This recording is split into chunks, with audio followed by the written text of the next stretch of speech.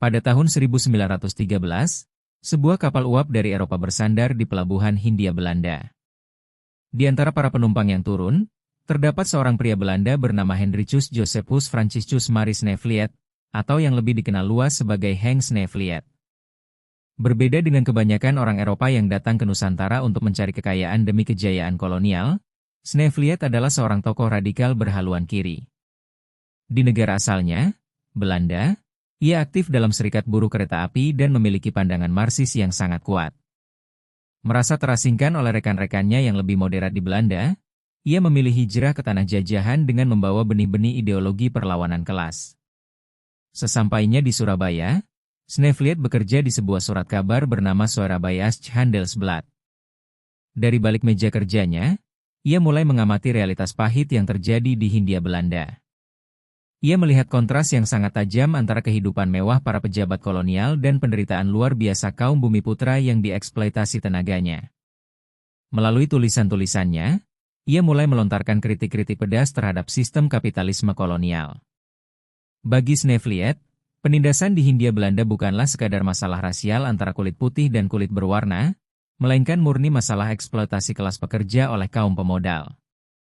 Pemikiran radikal inilah yang menjadi fondasi awal sebelum ia merumuskan sebuah gerakan politik yang kelak akan mengguncang stabilitas pemerintah kolonial secara permanen.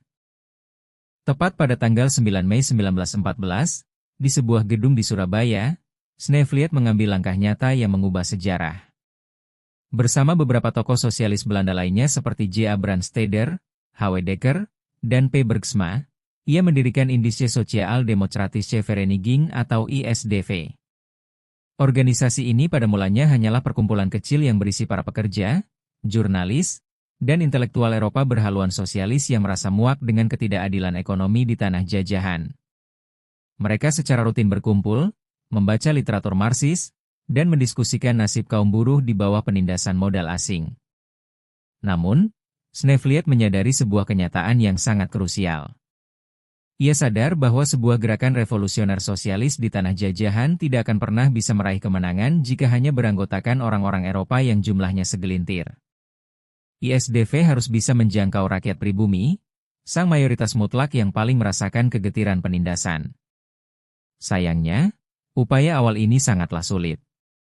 Hambatan bahasa, perbedaan budaya yang mencolok, serta kecurigaan yang wajar dari kaum pribumi terhadap setiap orang kulit putih, membuat ISDV kesulitan merekrut anggota lokal. ISDV mencoba mempropagandakan gagasan mereka melalui surat kabar berbahasa Belanda, Het Vrije Woord, atau kata yang merdeka, namun sasarannya sangat elitis dan terbatas. Snevliet memutar otak. Ia tahu bahwa ia membutuhkan strategi yang jauh lebih cerdas, pragmatis, dan berani untuk bisa menanamkan ideologi sosialisme ini ke akar rumput masyarakat Nusantara yang saat itu tengah mulai menemukan kesadaran kebangkitannya. Memasuki tahun 1915, mata Snevliet tertuju pada sebuah fenomena pergerakan yang luar biasa. Sarekat Islam atau SI, organisasi yang dipimpin oleh tokoh karismatik H.O.S. Cokroaminoto ini telah menjelma menjadi raksasa politik dengan ratusan ribu anggota yang tersebar di seluruh penjuru Hindia Belanda.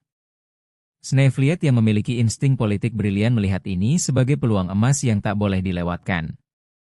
Alih-alih membangun basis massa dari nol yang membutuhkan waktu puluhan tahun, ia merumuskan taktik yang dikenal sebagai strategi, blok di dalam, atau infiltrasi. Anggota ISDV diinstruksikan untuk masuk dan merangkap keanggotaan ke dalam Sarekat Islam. Tujuan mereka satu, merekrut kader-kader muda yang cerdas, militan, dan radikal untuk dididik ideologi Marxisme. Perhatian utama ISDV tertuju pada kota Semarang, sebuah kota industri yang dipenuhi oleh buruh kereta api dan pekerja pelabuhan. Di sanalah ajaran Marxisme ISDV mendapatkan tanah yang paling subur. Tokoh-tokoh muda Sarekat Islam cabang Semarang, terutama Semaun dan Darsono, menjadi target utama. Semaun, yang saat itu masih berusia belasan tahun, sangat terpesona oleh analisis tajam Snevliet mengenai perjuangan kelas dan kapitalisme. Di bawah pengaruh intensif ISDV, SI cabang Semarang berubah warna menjadi sangat radikal. Di ujung dunia yang lain, tepatnya pada tahun 1917, revolusi Bolshevik meletus dan menghancurkan kekaisaran Rusia. Kemenangan Vladimir Lenin dan kaum komunis di Rusia memberikan suntikan semangat dan angin segar yang luar biasa bagi Sneevliet serta kader-kader ISDV di Hindia Belanda. Terinspirasi oleh kemenangan revolusi kaum buruh tersebut, pergerakan ISDV menjadi semakin agresif dan berani. Mereka mulai mengorganisir pemogokan buruh secara massal, mencoba membentuk dewan-dewan tentara dan pelaut atau Soviet di kalangan militer kolonial, dan secara terang-terangan menyerukan penggulingan total pemerintah kolonial Hindia Belanda.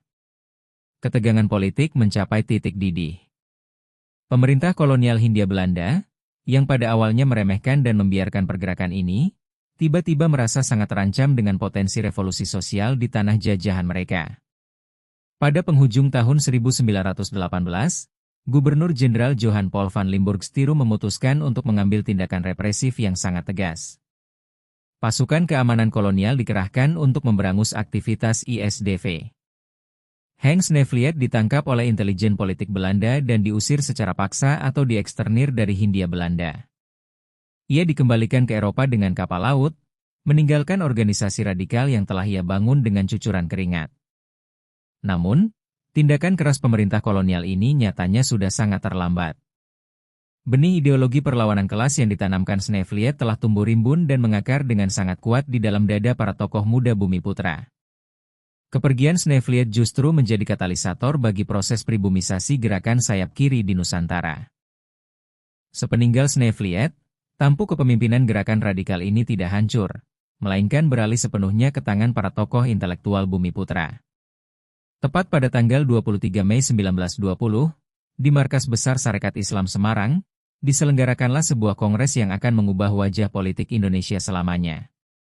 Di hadapan para buruh dan aktivis, kongres tersebut secara aklamasi memutuskan untuk mengubah nama organisasi Indische Sociaal Democratische Vereniging menjadi Perserikatan Komunis di Hindia atau PKH.